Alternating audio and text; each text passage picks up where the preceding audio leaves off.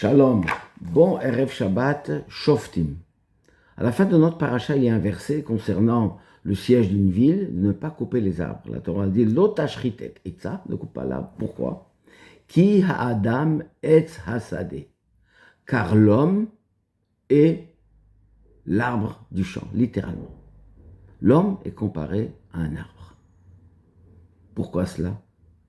Quand nous savons qu'il y a 4 règnes, le minéral, au-dessus le végétal, au-dessus l'animal, au-dessus l'homme.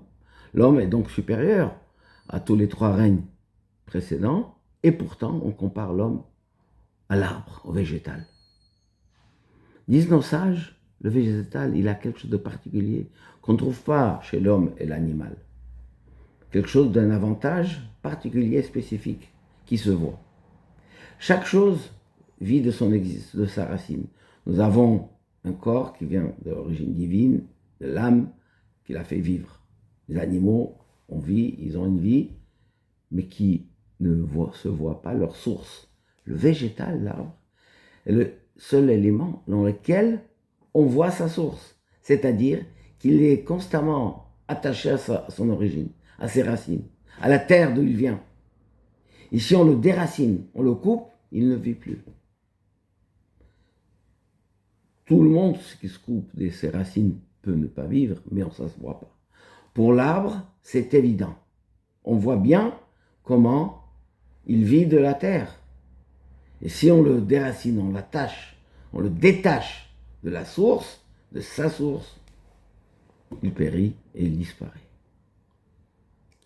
Disent nos sages concernant l'homme, particulièrement pour l'âme Israël, Ha'adam, c'est que nous avons notre source, notre vie, nos racines.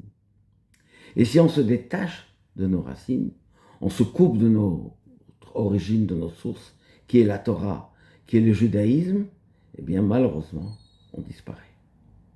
Et c'est pour cela que ça se voit ouvertement. L'homme est comme l'arbre, il faut constamment être lié, attaché, enraciné dans ce que nous sommes réellement, dans notre origine. Eh bien là, on survit, malgré les tempêtes, les vents, tout ce qui peut passer, les 4 saisons sur un arbre, d'une année à l'autre, l'arbre vit, donne ses fruits, grandit, se développe, apporte de l'ombre et du bienfait pour tout le monde, pas seulement pour lui.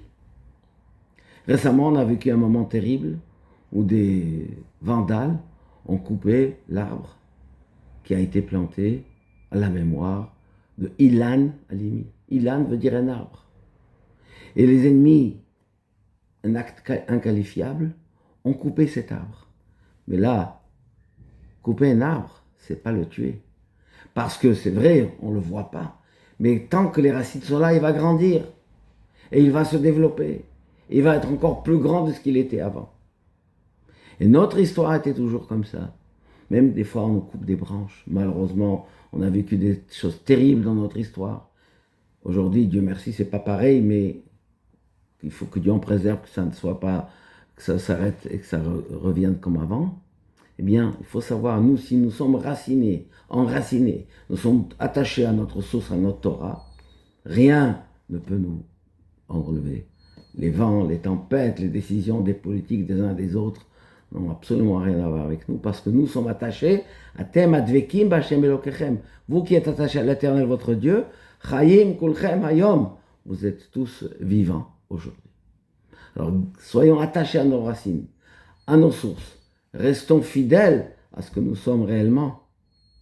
Dieu nous donnera toutes ces bénédictions, en particulier en ce mois de Elul, où Hachem est comparé à un roi qui va dans les champs, où tout le monde peut l'aborder, tout le monde peut s'adresser à lui, il accède à toutes nos demandes, et en plus avec un visage souriant. Il accorde tout ce que nous venons.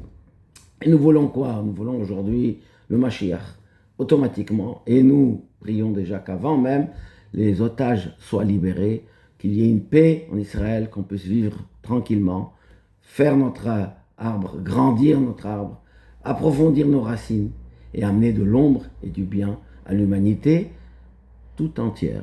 Shalom, Shabbat.